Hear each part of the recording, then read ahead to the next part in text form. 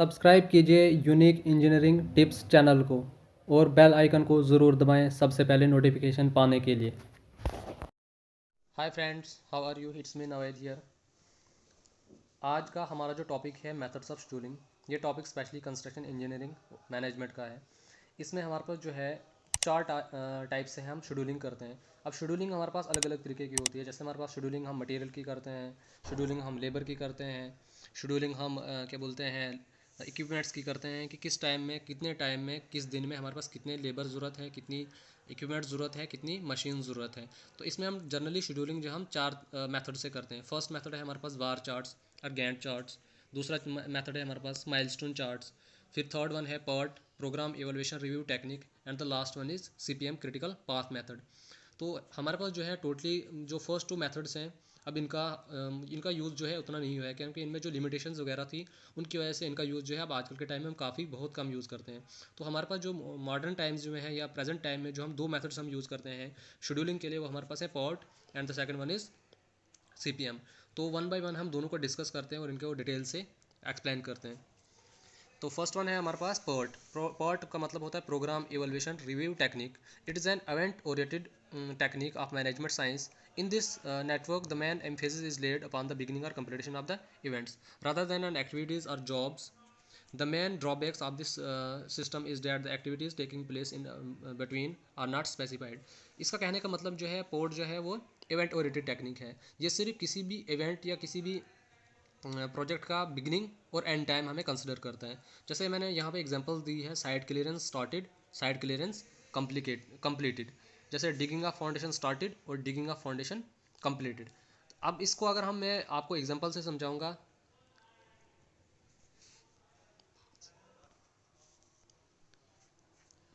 तो जैसे मैं आपको इस पार्ट को अगर हम एग्जांपल से समझेंगे, कोई भी हमारा कंस्ट्रक्शन वर्क जो है स्टार्ट होता है, फर्स्ट स्टेप हमारे पास हो जाता है डिगिंग ऑफ फाउंडेशन। अगर हम डिगिंग ऑफ फाउंडेशन फाउंडेशन का एक्सक्वेशन वर्क जब हमारा स्टार्ट होगा, फिर आ गया इसका कंप्लीटेशन ऑफ डिगिंग। अब देखो पर्ट में क्या है, सिर्फ हम किसी भी प्रोजेक्ट का या कोई भी प्रोजेक्ट का पार्ट जो होगा उसका हम स्टार्टिंग पॉइंट और इनिशियल ये कंप्लीटिंग पॉइंट हम देखते हैं। सपोज अब देखें कोई भी हमारे पास प्रोजेक्ट है, उसको हम नंबर ऑफ इवेंट्स में डिवाइड करते हैं, नंबर ऑफ एक्टिविटीज़ में डिवाइड करते हैं। जैसे हम देखते हैं एक्सक्वेशन वर्क हम अलग करते हैं, फिर उसके बाद एक्सक्वेशन वर्क जब हमारे पास कंप्लीट हो जाता है, फिर उसके बाद हम फाउंडेशन ये क्या बोलते हैं कंक्रीटिंग इन फाउंडेशन करते हैं। जब हमारा फाउंडेशन कंक्रीटिंग इन फाउंडेशन कंप्लीट हो जाता है, फिर हम ब्रिक वर्क इन फाउंडेशन करते हैं। जब brick work in foundation start complete हो जाता है हमारे पास, फिर हम देखते हैं कि जो brick work in super structure या जो सुपर स्ट्रक्चर आता है हमारे पास। तो इसमें हम क्या करते हैं कि पर्ट में हमारे पास जो है सिर्फ किसी भी इवेंट या किसी भी एक्टिविटी का स्टार्टिंग पॉइंट और एंड पॉइंट ही कंसिडर किया जाता है।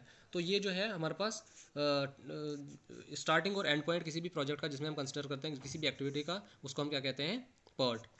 तो सेकंड हमारे पास हो जाता है हमारे पास अब C P M critical path method. It is an activity based network use to analyze management problem. This network technique is build on the basis of activities or jobs involved. This was devised by M.R. Walker and J.E. Kelly of USA in 1957 for planning and scheduling purposes.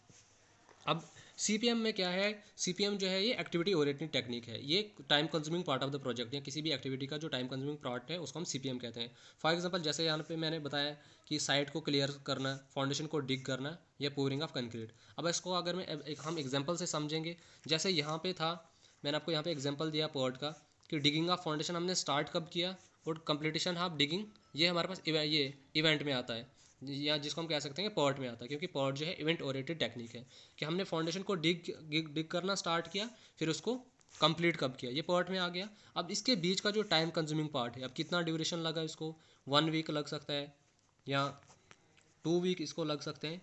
तो जो ये time लगा, कितना time लगा किसी भी activity को complete करने के लिए। एक्टिविटी का मतलब होता है कि पार्ट ऑफ प्रोजेक्ट, जैसे हमारे पास एक्सक्यूशन वर्क एक एक्टिविटी है, फाउंडेशन लेइंग कंक्रीट इन फाउंडेशन ये भी एक एक्टिविटी है, ब्रिक वर्क इन कंक्रीट ये भी एक एक्टिविटी है। तो जो भी किसी चीज़ का स्टार्टिंग या एंड पॉइंट आएगा किसी भी एक्टिविटी का, वो पार्ट में कंसिडर होता है। और जो इसके बीच का टाइम कंज्यूमिंग पार्ट है, जैसे मैंने आपको एग्जांपल दिया कि इस फाउंडेशन को कंप्लीट करने के लिए हमारे पास 2 वीक्स लग रहे हैं या 1 वीक्स लग रहे हैं, तो 1 वीक इसका CPM है, मतलब ये टाइम कंज्यूमिंग पार्ट है।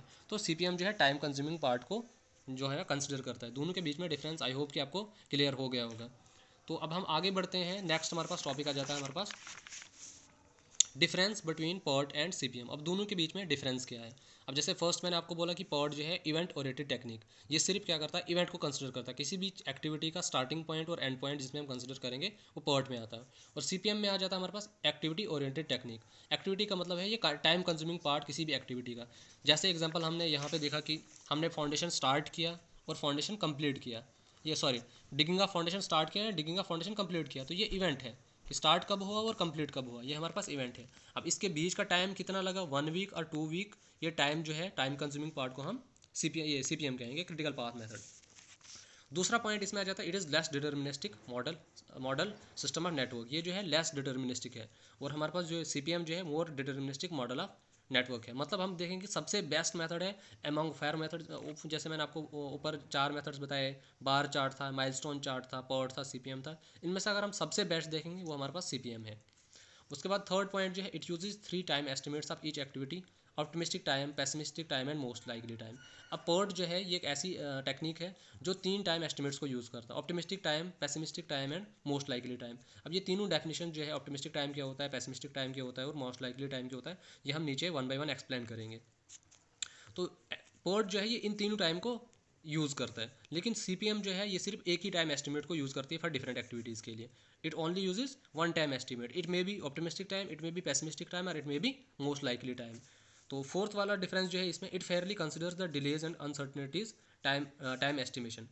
अब जो पर्ट है, जो भी हमारे पास किसी भी एक्टिविटी को डिले टाइम लगता है, देखो जैसे मैंने आपको एग्जांपल दिया यहाँ पे कि अब सपोज करो कि हमने शेड्यूल बनाया था कि जो हमारा फाउंडेशन वर्क जो एक्सक्वेशन है उसमें स्टार्ट होगा और कंप्लीट होने में हमारे पास 1 वीक लगेगा, लेकिन 1 वीक नहीं लगा, हमें उसको कंप्लीट करने में 9 डेज लगे। अब 9 डेज लगे ड्यू टू डिलेज की वजह से या कोई भी अनसर्टनिटीज अननेवर रीजन की वजह से। तो ये पर्ट जो है इस अननेवर रीजननेस की वजह से जो डिलेज आए, जो भी अनसर्टनिटीज आई, पर्ट जो है उसको भी कंसिडर करता है। लेकिन सीपीएम में ऐसा नहीं होता है। सीपीएम जो है कोई भी डिलेज, कोई भी अनसर्टनिटीज को कंसिडर नहीं करता है। तो इसका ये है कि it doesn't consider the delays and uncertainties. CPM जो है ना ही डिलेज को कंसिडर करता है, ना ही अनसर्टनिटीज को कंसिडर करता है। तो आई होप कि आपको ये इसका डिफरेंस जो है क्लियर हो गया होगा। तो अगर हम सिंपली देखेंगे पर्ट क्या है, ये इवेंट ओरिएंटेड टेक्निक है जिसमें हम किसी एक्टिविटी का स्टार्टिंग पॉइंट और एंड पॉइंट कंसिडर करते हैं। लेकिन सीपीएम में क्या है, सिर्फ सीपीएम कंसिडर करता है time consuming part of the activity. तो अब जैसे मैंने आपको एग्जांपल से यहाँ पे समझा दिया कि पर्ट और सीपीएम में डिफरेंस क्या है। अब हम नीचे कुछ इंपॉर्टेंट टेक्निकल टर्म्स हम यूज़ जो इसमें इस पूरे में यूज़ होती है, तो वो हम नीचे वो आपको एक्सप्लेन करके बताएंगे। अब फर्स्ट टर्म जो है हमारे पास यहाँ पे नेटवर्क टेक्निक्स। नेटवर्क टेक्निक होता क्या है, जैसे मैंने आपको पहले ही बोला कि कोई भी प्रोजेक्ट है, खासकर इंजीनियरिंग प्रोजेक्ट जो है, उसको कंप्लीट करने के लिए हम क्या करते हैं, उसको डिफरेंट ये जो है इवेंट्स में या डिफरेंट इसको एक्टिविटी में डिवाइड कर देते हैं। जैसे मैंने आपको एग्जांपल दी कि फाउंडेशन वर्क एक एक्टिविटी है, फिर उसके बाद है एक्सक्वेशन वर्क इन फाउंडेशन, वो भी एक एक्टिविटी है, लेइंग कंक्रीट इन फाउंडेशन वो भी एक एक्टिविटी है, वो भी एक इवेंट है उसका। फिर उसके बाद हम देखते हैं क्या बोलते हैं कि ब्रिक वर्क इन फाउंडेशन, वो भी एक एक्टिविटी है। तो नेटवर्क क्या है, द मेथड और network through which large complex projects can be broken down into smaller but individual specific events and arranged in a logical sequence of events is termed as network technique. अब इसको हम through diagram अगर इसको हम समझेंगे, तो मैंने आपको पहले ही बोला कि नेटवर्क टेक्निक का मतलब होता है कि जैसे मैंने आपको बोला कि अगर हम फाउंडेशन वर्क स्टार्ट कर रहे हैं,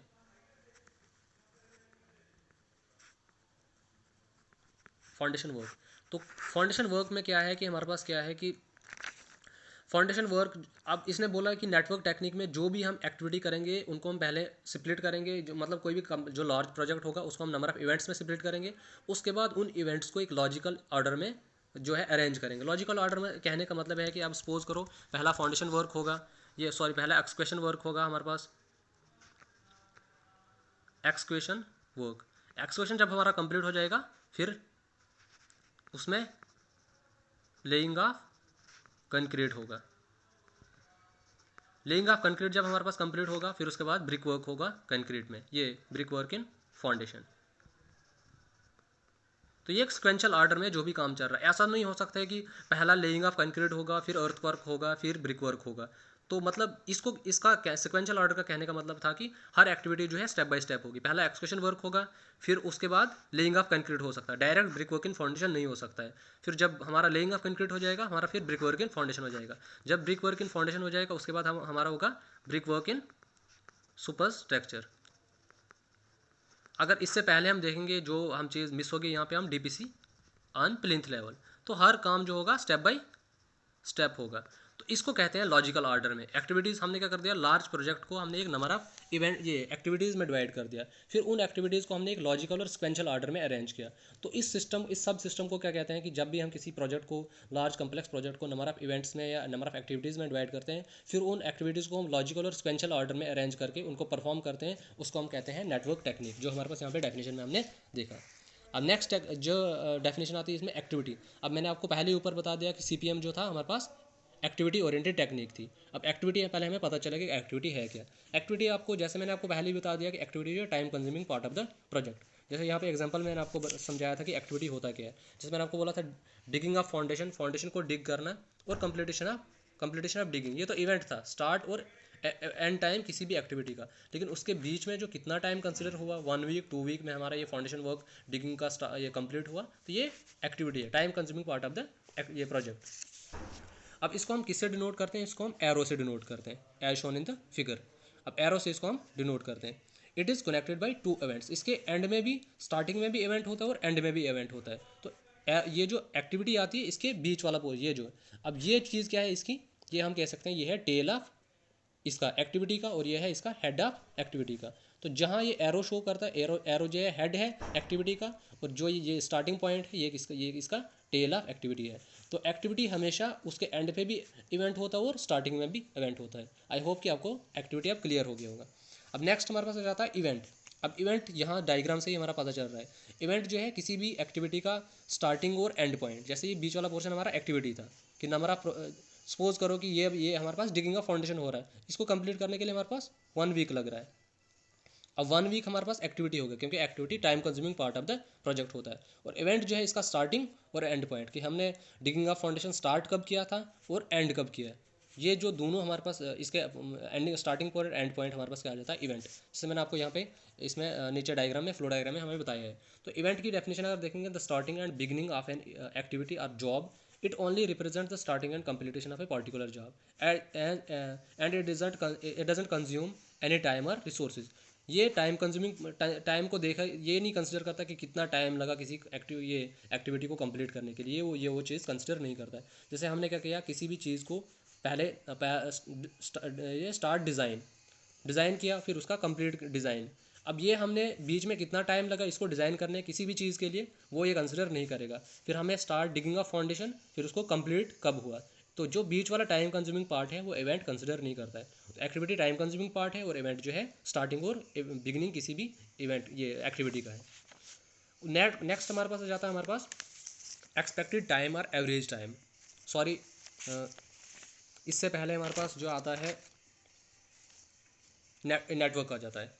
तो नेटवर्क का मतलब है कि when all the activities and events of a project are connected together in a logical and sequential manner, if they form a network. जब हमारे पास, अब हमने इवेंट भी, एक्टिविटी भी पढ़ लिया और इवेंट भी पढ़ लिया, जब हम इवेंट्स और एक्टिविटीज़ को एक लॉजिकल ऑर्डर में उनको या सिक्वेंशियल ऑर्डर में अरेंज करते हैं, तो हमारे पास एक नेटवर्क बनाते हैं। जैसे यहाँ पे हमारे पास 1 2 3 4 6 या 1 2 5 4 6, 1 2 5 4 6 ये हमारे पास इवेंट है, क्योंकि इवेंट जो है किसी भी एक्टिविटी का स्टार्टिंग और एंड पॉइंट है। और ये जो बीच में लाइंस आ रही है, जो इनको मैं एरो से शो कर रहा हूँ, ये हमारे पास क्या है, एक्टिविटी है, क्योंकि ये टाइम कंज्यूमिंग पार्ट है प्रोजेक्ट की। तो यहाँ पे हमारे पास 2 पाथ्स बन सकते हैं, या तो 1 2 3 4 6, या हमारे पास बन सकता है 1 2 5 4 6। तो नीचे हम क्रिटिकल पाथ में देखेंगे, वो आपको क्रिटिकल पाथ नीचे मैं आपको समझा दूंगा कि क्रिटिकल पाथ होता क्या है। अब इससे पहले एक और इंपॉर्टेंट टर्म आ रही है, डमी। डमी जो है मोस्ट इंपॉर्टेंट टर्म इसमें यूज़ होती है सीपीएम में। अब डमी हमारे पास एक ऐसी एक्टिविटी होती है जो वो भी दो इवेंट को कनेक्ट करती है। सेम एज जैसे हमने ऊपर देखा कि एक्टिविटी जो है 2 इवेंट को कनेक्ट करती है, स्टार्टिंग और एंड पॉइंट। लेकिन which doesn't consume any time और expenditure of other resources, but it only depicts that events following it can not be started unless the preceding event is completed is termed as dummy activity, it is represented by dotted line. अब dummy बोलता है कि dummy जो है एक ऐसी activity है, वो भी सेम दो इवेंट्स को रिप्रेजेंट करती है, दो इवेंट्स को कनेक्ट करती है। अब डमी जो है ये बोलता है कि ये तभी डमी जो है जब प्रीसीडिंग एक्टिविटी हमारे पास कंप्लीट होगी तभी जाके हम नेक्स्ट सक्सीडिंग एक्टिविटी को स्टार्ट कर सकते हैं। तो अब इसको हम क्या करते हैं, डॉटेड लाइन से रिप्रेजेंट कर सकते हैं। जैसे मैंने यहाँ पे आप बताया कि डमी जो है टाइम कंज्यूमिंग ये एक्टिविटी है, बट ये टाइम कंज्यूमिंग नहीं है। अब ये कैसे टाइम कंज्यूमिंग नहीं है वो हम डायग्राम से समझेंगे नीचे। जैसे हमने एक्सक्यूशन वर्क स्टार्ट किया किसी भी चीज़ के लिए, फिर हमारा एक्सक्यूशन वर्क कंप्लीट हो गया। जैसे ही हमारा एक्सक्यूशन वर्क कंप्लीट हो गया तो उसी फ़ौरन बाद हम क्या कर सकते हैं, शटरिंग वर्क स्टार्ट कर सकते हैं। तो हमारा एक्सक्यूशन वर्क कंप्लीट होना और शटरिंग वर्क स्टार्ट होने में बहुत ही कम टाइम यूज़ हो सकता है कि हम साथ में ये स्टार्ट कर सकते हैं। तो ये एक्टिविटी तो है ये, क्योंकि एक चीज़ ख़त्म हुई और दूसरी एक्टिविटी स्टार्ट हुई। हमारा जो है एक्सक्यूशन वर्क कंप्लीट हो गया और शटरिंग वर्क स्टार्ट हो गया। एक्टिविटी तो है ये, लेकिन ये टाइम कंज्यूम नहीं कर रही है, इसलिए हम इसको डॉटेड से रिप्रेजेंट कर रहे हैं। तो डमी एक्टिविटी है बट ये टाइम को कंज्यूम नहीं करती है। जैसे ही प्रीसीडिंग एक्टिविटी हमारी कंप्लीट हो जाएगी तो यहाँ से नेक्स्ट एक्टिविटी हमारी स्टार्ट हो जाती है। It doesn't consume any time, that's why it's termed as dummy. तो इसको हम डॉटेड लाइन से रिप्रेजेंट कर रहे हैं। उसके बाद आ जाता है, जैसे हम पॉड और सीपीएम में मैंने आपको बोला था कि पॉड जो है 3 टाइम एस्टिमेट्स को कंसिडर करता है। जैसे ऑप्टिमिस्टिक टाइम था, पेसिमिस्टिक टाइम था और मोस्ट लाइकली टाइम था। लेकिन सीपीएम जो है सिर्फ एक ही टाइम को यूज़ कर रहा था एट ए टाइम। तो ऑप्टिमिस्टिक टाइम का मतलब होता है minimum possible time in which a job और operation can be completed under ideal existing condition is termed as optimistic time. किसी भी एक्टिविटी या किसी भी इवेंट को मिनिमम टाइम कंप्लीट करने के लिए कितना लग सकता है वो हमारे पास ऑप्टिमिस्टिक टाइम आता है। फिर आता है इसको हम टी ओ से डिनोट करते हैं, स्मॉल टी और ओ। पेसिमिस्टिक टाइम का मतलब होता है अब मैक्सिमम टाइम किसी इवेंट या किसी एक्टिविटी को कंप्लीट करने के लिए कितना लग सकता है, उसको हम पेसिमिस्टिक टाइम कहते हैं, इसको हम टीपी से डिनोट करते हैं। फिर थर्ड वन आ जाता है हमारे पास मोस्ट लाइकली टाइम एस्टीमेट, इसको हम टीएल से डिनोट करते हैं। ये होता है एवरेज टाइम। ये ऐसा टाइम है जो इन बिटवीन लाई कर सकता है, ना तो वो मिनिमम में आएगा ना ही मैक्सिमम में आएगा, मतलब इन बिटवीन मिनिमम और मैक्सिमम के बीच में आएगा। यहाँ मैंने क्लियरली डायग्राम से इस चीज़ को आपको समझाने की कोशिश की है।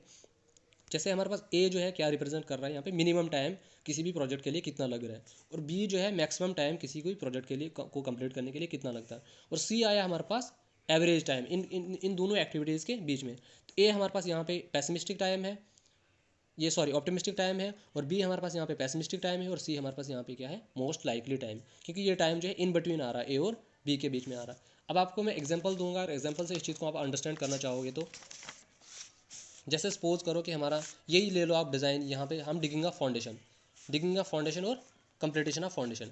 हमने एज्यूम किया कि इस मिनिमम ये जो है इस जो है एक्टिविटी को कंप्लीट करने के लिए हमारे पास 2 वीक लग सकते हैं, लेकिन हमने क्या किया, इसको 3 ही दिन में कंप्लीट कर दिया। अब मैक्सिमम मिनिमम टाइम जो है इस प्रोजेक्ट को इस एक्टिविटी को कंप्लीट करने के लिए हमारे पास 3 दिन लग रहे, और मैक्सिमम हमने कंसिडर किया 2 वीक्स। अब सपोज करो ना ही इसको 3 दिन लगे कंप्लीट करने के लिए, ना ही इसको 2 वीक्स लगे इसको कंप्लीट करने में। अगर इस एक्टिविटी को हमने कर दिया कंप्लीट 6 दिन में, तो 3 इसका क्या था, मिनिमम टाइम। तो मिनिमम टाइम हमारे पास जो था वो ऑप्टिमिस्टिक टाइम था, वो 2 वीक्स जो था इसका पेसिमिस्टिक टाइम, क्योंकि मैक्सिमम टाइम हम ये एज्यूम करके चल रहे थे कि 2 हफ्ते इसको लग ही सकते हैं, और मिनिमम टाइम हम इसको जो है 3 दिन के लिए, हम 3 दिन के हिसाब से हम ये एज्यूम कर रहे थे कि 3 दिन इसको मिनिमम टाइम रहेगा, लेकिन इसको कंप्लीट करने के लिए हमारे पास 6 दिन लगे। तो 6 दिन आएगा इसका मोस्ट लाइकली टाइम। ये टाइम जो है इन बिटवीन ऑप्टिमिस्टिक और पेसिमिस्टिक टाइम के बीच में लाई कर रहा है, तो इस टाइम को हम मोस्ट लाइकली टाइम कहेंगे। नेक्स्ट आ जाता है हमारे पास अब एक्सपेक्टेड टाइम और एवरेज टाइम। अब ये ऐसा टाइम है, ये एवरेज टाइम है किस का, ऑप्टिमिस्टिक टाइम, पेसिमिस्टिक टाइम और मोस्ट लाइकली टाइम। इस टाइम को हम किससे डिनोट करते हैं, स्मॉल टी और ई से। इसका जो फॉर्मूला है कैलकुलेट करने के लिए, और ये optimistic time plus 4 into most likely time plus 4 ये पेसिमिस्टिक टाइम जो होल डिवाइडेड बाई 4। तो ये है इस टाइम को एक्सपेक्टेड टाइम या एवरेज टाइम को कैलकुलेट करने के लिए फॉर्मूला। उसके बाद आ जाता है नेक्स्ट हमारे पास जाता है क्रिटिकल पाथ। अब क्रिटिकल पाथ जो है ऐसा पाथ है which determines the maximum time required to complete the project is termed as critical path. It is the longest path in which the network which consumes resources, time, man, material in a project. अब critical path जो है किसी भी activity को complete करने के लिए maximum time कितना लग सकता है उसको हम क्रिटिकल पाथ कहते हैं। मैक्सिमम टाइम कितना लग सकता है किसी भी एक्टिविटी को कंप्लीट करने के लिए। अब वो मैक्सिमम टाइम भी आ सकता है, मैक्सिमम रिसोर्स भी आ सकता है, मैन मटेरियल एवरीथिंग, हर चीज़। अब इसलिए जब टाइम ज़्यादा लगेगा तो हर चीज़ ज़्यादा लग सकती है, लेबर ज़्यादा लगेगी, जो हमारा रिसोर्सेज ज़्यादा यूज़ होंगे, कास्ट हमारी ज़्यादा लग जाएगी, तो हर चीज़ हमारे पास ज़्यादा उसमें कंसिडर होगी। अब जैसे मैंने आपको यहाँ पे एक नेटवर्क बनाया हुआ है, नेटवर्क में यहाँ पे 1 2 3 4 ये 5 6 1 2 4 5 6 ये चीज़ें क्या इवेंट को रिप्रेजेंट कर रही है, और बीच में जो ये लिखा है 7 3 7 9 14 6 ये टाइम को रिप्रेजेंट कर रहे हैं कि 1 और 2 के बीच में हमारे पास इस एक्टिविटी को कंप्लीट करने के लिए हमारे पास 7 डेज लग रहे हैं। 2 और 3 एक्टिविटी को कंप्लीट करने के लिए हमारे पास 3 डेज लग रहे हैं। 3 और 5 को कंप्लीट करने के लिए हमारे पास 7 डेज लग रहे हैं। ऐसे हर एक्टिविटी को कंप्लीट करने के लिए कितना टाइम लग रहा है वो मैंने आपको यहाँ पे इन नंबर ऑफ ये डेज के हिसाब से रखा है। आप इसको डेज रखो, वीक रखो, वट टाइम है, आप ये टाइम को आप किसी भी उसमें कंसिडर कर सकते हो। तो यहाँ पे मैंने समझाने के लिए इसको मैं डेज में ही कंसिडर कर रहा हूँ। तो जैसे मैंने यहाँ पे क्रिटिकल पाथ मेरे पास 2 बन सकते हैं, 1 2 3 5 6, जैसे मैंने यहाँ पे लिखा 1 2 3 5 6, और दूसरा बन सकता है हमारे पास 1 2 4 5 6, 1 2 4 5 6। अब 1 और 2 के बीच में हमारे पास कितने नंबर ऑफ डेज हैं, 7। 2 और 3 के बीच में है 3, फिर 3 और 5 के बीच में है 7, 5 और 6 के बीच में हमारे पास 9। इनका हम सम करेंगे तो हमारे पास 26 डेज आ गए। वैसे हम इसको नेक्स्ट पाथ के लिए देखेंगे तो 1 और 2 के बीच में 7 7, 2 और 4 के बीच में हमारे पास 14 डेज है, 4 और 5 के बीच में 6 हो गए, और 5 और 6 के बीच में हमारे पास 9 है। तो इसको ये वाला यहाँ पे जो हमारे पास सम बन रहा है 36। तो इन दोनों का जो मैक्सिमम कौन सा आ रहा है हमारे पास, ये वाला। तो ये पाथ हमारे पास क्रिटिकल पाथ है। जो पाथ क्रिटिकल पाथ आया उसको हम हमेशा डबल लाइन से रिप्रेजेंट करते हैं। ये हमारे पास आ गया क्रिटिकल पाथ। क्रिटिकल पाथ मतलब मैंने आपको पहले डेफिनेशन से बता दिया कि मैक्सिमम टाइम किसी भी प्रोजेक्ट को या किसी भी एक्टिविटी को कंप्लीट करने के लिए जो पाथ यूज़ होगा, that path is known as critical path. तो मैंने जो पाथ क्रिटिकल पाथ आता है उसको हम डबल लाइन से रिप्रेजेंट करते हैं। तो 1 2 4 5 6 हमारे पास यहाँ पे क्या था, क्रिटिकल पाथ था। आई होप कि यहाँ तक सब कुछ क्लियर हो। अब नेक्स्ट हमारे पास जाता है earliest expected time. Earliest expected time का मतलब होता है it is the time at which an event is expected to occur, कि हम कितने टाइम में हम ये एक्सपेक्ट कर सकते हैं कि हमारी एक्टिविटी जो है कंप्लीट हो सकती है। It is noted by TE. दूसरा आ जाता है हमारे पास latest start time. It is the time at which an event must occur to complete the project. It is noted by TL. अब जो है अर्लीस्ट स्टार्ट टाइम होगी, अर्लीस्ट एक्सपेक्टेड टाइम होगा कि कितने टाइम में हम एक्सपेक्ट कर सकते हैं कि हमारी एक्टिविटी जो है कंप्लीट हो सकती है। और लेटेस्ट स्टार्ट टाइम में जो है हम कितने टाइम में हमारी एक्टिविटी जो है कंप्लीट होनी चाहिए, ताकि हमारे जो प्रोजेक्ट शेड्यूल पे कोई फ़र्क ना पड़े। अब मैं इसको आपको बाय डायग्राम समझाऊंगा। अगर तो जैसे हमारे पास डिगिंग ऑफ फाउंडेशन, मैंने आपको एग्जांपल दिया, हम एक्सपेक्ट कर रहे हैं कि हमारा डिगिंग ऑफ फाउंडेशन जो है 1 वीक में कंप्लीट होगा। लेट इट बी, ये मैं एक्सपेक्टेड टाइम है 1 वीक में कंप्लीट हो रहा है। तो एक्सपेक्टेड टाइम मेरा क्या है, इधर 1 वीक है। तो हम कह सकते हैं कि हमारा 1 वीक जो है अर्लीस्ट एक्सपेक्टेड टाइम है, जिसको हम टीई से डिनोट कर रहे हैं। और दूसरा है लेटेस्ट स्टार्ट टाइम। अब लेटेस्ट स्टार्ट टाइम में क्या है कि 1 वीक की जगह मैं इसको मैं बोल रहा हूँ कि 9 डेज कंसिडर कर रहा हूँ। तो 9 डेज हमारे पास क्या है, लेटेस्ट स्टार्ट टाइम जो है, कि हमारी एक्टिविटी इतने टाइम में कंप्लीट होनी ही चाहिए। अगर 7 डेज़ की जगह ये 9 डेज़ में चले जाए तो हमारे शेड्यूल पे कोई फ़र्क नहीं पड़ना चाहिए। तो लेटेस्ट स्टार्ट टाइम में अगर 2-3 दिन या 1-2 दिन जितना हम शेड्यूलिंग के हिसाब से उसको अरेंज करेंगे या उसको मैनेज करेंगे, तो हमारी जो बाकी शेड्यूल पे, टाइम शेड्यूल पे या जो शेड्यूल हमने किया होगा किसी भी प्रोजेक्ट या एक्टिविटी को कंप्लीट करने के लिए, तो उस पर कोई फ़र्क नहीं पड़ना चाहिए। और लेस एक्टिविटी टाइम है, कितना एक्सपेक्ट कर सकते हैं हम उसको एक्टिविटी को कंप्लीट करने के लिए, और कितने में वो होनी चाहिए, ताकि हमारे पास बाकी प्रोजेक्ट पे जो है शेड्यूल पे कोई फ़र्क ना पड़े। तो ये हमारा लेटेस्ट स्टार्ट टाइम है। उसके बाद आ जाता है अर्लीस्ट स्टार्ट टाइम, जिसको हम EST से शॉर्ट फॉर्म है इसकी। ये एक ऐसा टाइम है, it is the time at which an activity can be started, कि जिस टाइम में या जिस टाइम में हम किसी भी एक्टिविटी को स्टार्ट कर सकते हैं उसको हम अर्लीस्ट स्टार्ट टाइम के।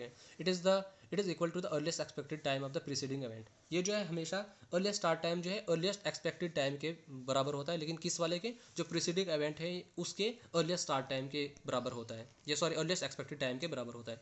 डैट इज़ जिसको हम टेल इवेंट कहते हैं। अब थ्रू डायग्राम जो है आपको ये सारी चीज़ें क्लियर हो जाएंगी। अब यहाँ पे देखो, हमारी एक्टिविटी 1 है, एक्टिविटी 2 है, एक्टिविटी 3 है और एक्टिविटी 4 है। एक्टिविटी 1 को जब स्टार्टिंग टाइम, अब स्टार्टिंग टाइम किसी का वो 0 ही हो सकता है, स्टार्टिंग टाइम जो है इसका 0 है। तो अर्लीस्ट एक्सपेक्टेड टाइम को हम किससे डिनोट कर रहे थे, TE से। अब स्टार्ट टाइम जो है इसका 0 है। और वहीं पे अगर मैं देखूंगा बीच का ड्यूरेशन जो है 1 और 2 एक्टिविटी के बीच में कितने नंबर ऑफ डेज हमारे पास 6 है। तो इसका अर्लीस्ट, दूसरी वाली एक्टिविटी का जो है अर्लीस्ट स्टार्ट टाइम क्या, अर्लीस्ट एक्सपेक्टेड टाइम क्या हो सकता है, 6। तो 6 इसका जो है अर्लीस्ट एक्सपेक्टेड टाइम है। वहीं पे अगर मैं देखूंगा इसका, अब दूसरी चीज़ हमारे पास यहाँ पे आ रही है एक्टिविटी नंबर 3। 3 अब सेकंड का ये जो है सेकंड का 6 जो है सेकंड एक्टिविटी का अर्लीस्ट ये फिनिश टाइम है, ये सॉरी स्टार्ट टाइम है, और फर्स्ट एक्टिविटी का अर्लीस्ट फिनिश टाइम है। वहीं पे अगर हम देखेंगे एक्टिविटी थर्ड पे अगर हम चले जाएंगे तो जो ये 13 है, ये 13 कैसा है, 6 में हमने ये 7 प्लस किया और हमारे पास यहाँ पे 13 आया। ये 13 जो है एक्टिविटी सेकंड का अर्लीस्ट फिनिश टाइम है, लेकिन वहीं पे अगर हम देखेंगे इवेंट 3 के लिए ये अर्लीस्ट स्टार्ट टाइम है। अब ये दोनों डेफिनेशन हम नीचे देखेंगे। It is the time at which an activity, अब अर्लीस्ट एक्सपेक्टेड टाइम की हमारे पास दो टाइप्स है, अर्लीस्ट फिनिश टाइम, ये सॉरी जो यहाँ पे थी अर्लीस्ट स्टार्ट टाइम और दूसरा था अर्लीस्ट फिनिश टाइम। अब अर्लीस्ट स्टार्ट टाइम में क्या था कि हमारे पास एक्टिविटी जो है कितने टाइम में इसको हम एक्सपेक्ट कर सकते हैं कि हमारी एक्टिविटी स्टार्ट हो जाएगी, और अर्लीस्ट फिनिश टाइम में क्या है, it is the time at which an activity can be finished, कि हम एक्टिविटी को है कितने टाइम में फिनिश कर सकते हैं। यहाँ पे मैंने आप जैसे एग्जांपल लिखी कि अर्लीस्ट फिनिश टाइम को हम कैसे निकालते हैं, जो हमारा अर्लीस्ट एक्सपेक्टेड टाइम है उसमें प्लस ड्यूरेशन कर रहे हैं। अब हमारे पास क्या है कि जैसे अर्लीस्ट फिनिश टाइम को हमने फाइंड आउट करना है। ये जो है हमारे पास किसी एक्टिविटी का जैसे हमारे पास एक्टिविटी 1 है, इसका ये अर्लीस्ट स्टार्ट टाइम है, और टी जो यहाँ पे ये रिप्रेजेंट कर रहा है इसका अर्लीस्ट फिनिश टाइम है। अब ये निकला कैसे, हर एक्टिविटी का अर्लीस्ट स्टार्ट टाइम हमेशा 0 ही होगा जब हम किसी भी एक्टिविटी को स्टार्ट करेंगे। उसका बीच का ड्यूरेशन हमारे पास कितना है, 6, तो अर्लीस्ट स्टार्ट टाइम 0 + 6 करूँगा मैं तो इसका अर्लीस्ट फिनिश टाइम निकल जाएगा। ठीक है, तो वैसे अगर मैं देखूँगा एक्टिविटी, अब ये T6 जो है यहाँ पे रिप्रेजेंट कर रहा है, ये एक्टिविटी फर्स्ट का अर्लीस्ट फिनिश टाइम है, लेकिन एक्टिविटी सेकंड का अर्लीस्ट स्टार्ट टाइम है। वहीं पे अगर मैं इस 6 में +7 करूँगा तो मेरे पास यहाँ पे 13 आ जाएगा। अब ये 13 जो है एक्टिविटी सेकंड का अर्लीस्ट फिनिश टाइम है, लेकिन 3 का क्या है, अर्लीस्ट स्टार्ट टाइम है। वहीं पे इसमें मैं +3 करूँगा, ये हो जाएगा 16, क्योंकि अर्लीस्ट जो है फिनिश टाइम हमें हमें निकालने के लिए जो हमारे पास बीच में टाइम ड्यूरेशन होता है उसको हम ऐड करते जाते हैं नेक्स्ट एक्टिविटी का निकालने के लिए। अब ये 16 जो है, जो एक्टिविटी ये सॉरी इवेंट थर्ड है, इसका अर्लीस्ट फिनिश टाइम है, लेकिन जो 4 एक्टिविटी है इसका अर्लीस्ट स्टार्ट टाइम है 16। थर्ड का अर्लीस्ट फिनिश टाइम और फोर्थ का अर्लीस्ट स्टार्ट टाइम। वैसे अगर हमारे पास एक्टिविटी कोई 5 होगी तो ये इसके लिए अर्लीस्ट स्टार्ट टाइम हो जाएगा, और उसके लिए जो नेक्स्ट यहाँ पे बनेगा वो अर्लीस्ट फिनिश टाइम हो जाएगा। आई थिंक कि आपको अर्लीस्ट स्टार्ट टाइम और अर्लीस्ट फिनिश टाइम क्लियर होगा। अब हम चले जाते हैं लेटेस्ट स्टार्ट टाइम पे। जैसे मैंने आपको बोला था यहाँ पे लेटेस्ट टाइम स्टार्ट टाइम की अब फर्दर दो टाइप्स है, लेटेस्ट स्टार्ट टाइम और लेटेस्ट फिनिश टाइम। अब लेटेस्ट स्टार्ट टाइम ये एक ऐसा टाइम है by which an activity may be started without causing any hindrance to the completion of the project. ये एक ऐसा टाइम है जिसमें हम एक्टिविटी को स्टार्ट कर सकते हैं बगैर किसी प्रॉब्लम के, किसी प्रोजेक्ट में कोई प्रॉब्लम क्रिएट किए हुए। जैसे इसी डायग्राम में मैंने आपको बताया था कि अर्लीस्ट स्टार्ट टाइम क्या है, हमारे पास 2 है, कि ये सॉरी लेटेस्ट स्टार्ट टाइम हमारे पास है 2, और इसमें अब हम क्या करेंगे, ये 6 ऐड कर देंगे तो इसका निकल जाएगा लेटेस्ट फिनिश टाइम। अब ये T8 जो है एक्टिविटी फर्स्ट के लिए लेटेस्ट फिनिश टाइम है एक्टिविटी फर्स्ट के लिए, लेकिन 2 के लिए क्या है, लेटेस्ट स्टार्ट टाइम है। अब हम पहले देखते हैं कि लेटेस्ट फिनिश टाइम होता क्या है।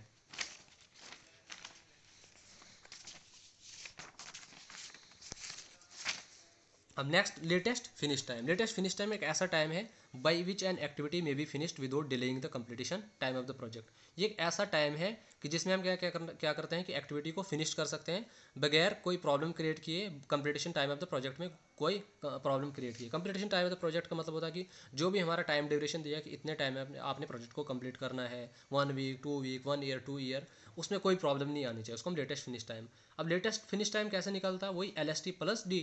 LST हो गया आपका लेटेस्ट स्टार्ट टाइम, उसमें ड्यूरेशन ऐड करते जाएंगे। तो अब हम अगर हम क्लियरली डायग्राम में चारों चीज़ों को अंडरस्टैंड करने की कोशिश करेंगे, earliest start time, earliest finish time, latest start time, latest finish time, दोनों में कोई डिफरेंस है नहीं। दोनों सिर्फ ये डिफरेंस है कि अर्लीस्ट स्टार्ट टाइम है और दूसरा लेटेस्ट स्टार्ट टाइम और लेटेस्ट फिनिश टाइम है। फॉर्मूला दोनों को फाइंड आउट करने के लिए सेम है हमारे पास। जैसे यहाँ पे हमारे पास था TE0, ये का मतलब है कि इवेंट फर्स्ट का जो है लेटेस्ट स्टार्ट टाइम, ये अर्लीस्ट स्टार्ट टाइम 0 है, और यहाँ पे T6 का मतलब है कि इसका एक्टिविटी फर्स्ट का जो है T6 हमें कैसे आया, 0 + 6 किया हमारे पास 6 आया, और 6 क्या है अब हमारे पास एक्टिविटी ये सॉरी इवेंट फर्स्ट का जो है अर्लीस्ट फिनिश टाइम है। वहीं पे अगर मैं देखूंगा TL2 क्या रिप्रेजेंट कर रहा है, यह है latest start time of event first, और TL8 रिप्रेजेंट क्या कर रहा है, latest finish time of activity first. लेकिन वहीं पे अगर हम देखेंगे T8 जो है latest start time of event 2 का भी है। वहीं पे अगर मैं देखूंगा, अब मैं 8 + 7 करूंगा तो ये 15 हो जाएगा। अब ये 15 क्या है, इवेंट सेकंड का लेटेस्ट फिनिश टाइम है, लेकिन इवेंट थर्ड का क्या है, लेटेस्ट स्टार्ट टाइम है। वहीं मैं इसमें +3 करूँगा तो ये हो जाएगा 18। अब ये 18 जो है यहाँ पे हमारे पास इवेंट थर्ड का लेटेस्ट फिनिश टाइम भी है, और यही 18 यहाँ हमारे पास इवेंट 4 का लेटेस्ट स्टार्ट टाइम भी है। तो ये जैसे हमने earliest expected time, earliest start time और अर्लीस्ट फिनिश को कैलकुलेट किया था, वैसे हमारे पास लेटेस्ट स्टार्ट टाइम और लेटेस्ट फिनिश टाइम को हमने कैलकुलेट किया। उसके बाद हमारे पास जो लास्ट आ जाता है, इसमें जो कुछ इंपॉर्टेंट डेफिनेशन लास्ट हमारे पास बची, वो हमारे पास फ्लोट होता है। फ्लोट का मतलब होता है कि difference between the maximum time available for the completion of a job and actual time it takes to do so is called float. कि मतलब मैक्सिमम टाइम हमारे पास अवेलेबल कितना था किसी भी प्रोजेक्ट को कंप्लीट करने के लिए और कितने टाइम में हमने उसको कंप्लीट कर दिया, ये फ्लोट होता है। जैसे मैंने आपको एग्जांपल दिया कि हमारे पास सपोज करो इसको निकालने के लिए हमारे पास जो टाइम फार्मूला, अगर हम फ्लोट को कैलकुलेट करने की कोशिश करेंगे तो फ्लोट का मतलब होता है कि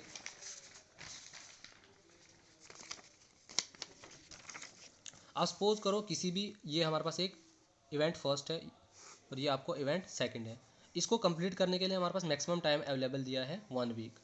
इतने टाइम में हमने इसको कंप्लीट करना ही करना है, ये इसका मैक्सिमम ड्यूरेशन है। 1 वीक में आपको उसको कंप्लीट करना ही करना है, लेकिन हमने इसको कंप्लीट कर दिया 5 डेज़ में। अब जितना हमारे पास मैक्सिमम टाइम अवेलेबल था उससे पहले हमने इसको कंप्लीट कर दिया। अब अगर यहाँ पे मैंने फ्लोट निकालना होगा तो फ्लोट हो जाएगा 1 वीक मतलब 7 डेज़ माइनस 5 करूँगा तो हमारे पास 2 यहाँ पे क्या बचा फ्लोट। कि मतलब मैक्सिमम टाइम अवेलेबल कितना था मेरे पास किसी भी एक्टिविटी को कंप्लीट करने के लिए और एक्चुअली में मैंने उस एक्टिविटी को कितने टाइम में कंप्लीट कर दिया, उन दोनों के बीच का डिफरेंस है हमारे पास फ्लोट। अब अगर हम यहाँ पे डायग्राम के जरिए अंडरस्टैंड करने की कोशिश करें इस चीज़ को, तो मैंने यहाँ पे आपको जो डायग्राम यहाँ पे बनाई हुई है, इसी डायग्राम से मैं वैल्यूज़ यहाँ पे ये लूँगा। जैसे मैंने लिखा था कि अब फ्लोट यहाँ पे बोलता है L F T minus E F T. L F T का मतलब L F T stand for latest finish time और E F T stand for earliest finish time. अब यहाँ पे अगर हम देखेंगे इस डायग्राम में हमारे पास जो एल एफ टी है मतलब latest finish time, latest finish time हमारे पास कितना है 8, और हमारे पास जो ई एफ टी है अर्लीस्ट फिनिश टाइम हमारे पास कितना है 6। 8 माइनस 6 हमारे पास कितना बचा 2। अब इसी टोटल फ्लोट को हमारे पास कैलकुलेट करने के लिए हमारे पास एक और फॉर्मूला है L S T minus E S T. L S T stand for latest start time और E S T stand for earliest start time. अब हमारे पास लेटेस्ट स्टार्ट टाइम कितना था 2 और अर्लीस्ट स्टार्ट टाइम कितना था इस एक्टिविटी का, ये इस इवेंट का फर्स्ट का 2 माइनस 0 करेंगे तो हमारे पास फिर भी हमारे पास 2 बचा। तो चाहे आप इस फॉर्मूले से फ्लोट को टोटल फ्लोट को कंसिडर करो या इस फॉर्मूले से, आपके पास आंसर जो है दोनों केसेस में सेम ही आएगा। एक और को अगर हम ट्राई करेंगे, जैसे यहाँ पे हमारे पास था, अगर मैं इवेंट थर्ड को कंसिडर करूँगा, टोटल फ्लोट निकालने की कोशिश करूँगा, ये latest start time minus earliest start time. Latest start हमारे पास 15 है, में से 13 कैलकुलेट करेंगे हमारे पास फिर भी वही 2 बचेगा। यहाँ पे आप देखो 18 में से 16 निकालोगे तो आपके पास वही 2 बचेगा। तो इवेंट का ये फ्लोट, टोटल फ्लोट का मतलब है कि आपके पास जो भी मतलब लेटेस्ट फिनिश टाइम और अर्लीस्ट फिनिश टाइम या लेटेस्ट स्टार्ट टाइम और अर्लीस्ट स्टार्ट टाइम के बीच का जो डिफरेंस आएगा वो हमारे पास होता है टोटल फ्लोट। अब हमारे पास होता है ये फ्री फ्लोट। फ्री फ्लोट का मतलब होता है E F T, earliest finish time minus earliest start time minus T I J. T I J का मतलब होता है कि ड्यूरेशन जो है उस एक्टिविटी के बीच का ड्यूरेशन। यहाँ पे हमारे पास जैसे अर्लीस्ट फिनिश टाइम, अगर मैं एक्टिविटी इवेंट 2 का ले लूँ, अर्लीस्ट फिनिश टाइम इसका कितना है 6, और इसका ई S T earliest start time कितना इसका 0, जैसे मैंने यहाँ पे 0 लिखा है, और बीच का ड्यूरेशन टाइम कितना है इसका इस एक्टिविटी का, ये इस एक्टिविटी का 6। तो 6 माइनस 0 माइनस 6 हमारे पास बचा 0। अब वहीं पे फिर लास्ट जो हमारे पास लास्ट डेफिनेशन बचती है इसमें वो है इंडिपेंडेंट फ्लोट। अगर इंडिपेंडेंट फ्लोट में हमारे पास जो होता है E F T minus L S T, जैसे इसमें था ई F T minus E S T minus जो ड्यूरेशन है आपके बीच एक्टिविटी का ड्यूरेशन, लेकिन इसमें ई एस टी की जगह एल एस टी का मतलब लेटेस्ट स्टार्ट टाइम, और बीच में जो उसमें से आपको ड्यूरेशन को माइनस कर देना है। अब यहीं पे अगर मैं देखूंगा इवेंट सेकंड का जो मेरे पास अर्लीस्ट, ये इसका अर्लीस्ट स्टार्ट टाइम जैसे मैंने यहाँ पे ले लिया, इसका कितना था, ये earliest finish time, sorry earliest finish time हमारे पास इसका इवेंट 2 का हमारे पास ये फर्स्ट इवेंट का हमारे पास 2 है, ये 6 है। ये अगर हम इसके लिए देखेंगे ये 6 इसके लिए अर्लीस्ट स्टार्ट टाइम हो जाएगा, लेकिन इसके लिए हमारे पास अब हमारे पास 6 क्या है यहाँ पे earliest finish time event first का, और उसके बाद बीच में मैंने इसको -2 किया। अब -2 क्या है इसका latest start time, latest start time हमारे पास कितना है 2, और बीच का ड्यूरेशन कितना हमारे पास 6, और ये कितना बचा हमारे पास -2। तो -2 हमारे पास इंडिपेंडेंट फ्लोट आ गया। अगर हमें एक किसी और चीज़, जैसे अगर हम इवेंट 2 को इवेंट 2 के लिए इसको कैलकुलेट करना चाहिए, तो इवेंट 2 के लिए हमारे पास क्या है कि earliest finish time, earliest finish time अगर हम देखेंगे इवेंट 2 का कितना आएगा, अब ये इसका अर्लीस्ट स्टार्ट टाइम है, उसका अर्लीस्ट फिनिश टाइम हमारे पास है 13 माइनस लेटेस्ट स्टार्ट टाइम। अब इवेंट 2 का लेटेस्ट स्टार्ट टाइम हमारे पास क्या है 8, क्योंकि लेटेस्ट स्टार्ट टाइम इसका 8 है, माइनस अब इसके बीच का ड्यूरेशन हमारे पास कितना है 7। अगर हम इसको यहाँ से कंप्लीट करेंगे तो ये हमारे पास यहाँ पे भी -2 ही बचेगा। तो ये हमारे पास है इंडिपेंडेंट फ्लोट निकालने का फॉर्मूला। तो ये था कुछ बेसिक कॉन्सेप्ट्स, हमारा मेथड्स ऑफ शेड्यूलिंग के बारे में, और कुछ नेटवर्किंग टेक्निक्स जैसे पोर्ट और सीपीएम, और कुछ इंपॉर्टेंट टेक्निकल टर्म्स जो रिलेटेड टू पोर्ट और सीपीएम के लिए थी। आई होप कि आपको जो है सब कुछ जो है क्लियरली अंडरस्टैंड हो गया होगा। अगर आपको कुछ भी डाउट्स वगैरह होगा तो आप प्लीज़ जो आपके डाउट्स हैं वो आप कमेंट सेक्शन में मुझे अपने वो डाउट्स पूछे, ताकि मैं उनके रिलेटेड जो है नई वीडियो अपलोड करूँगा। Thank you for your support.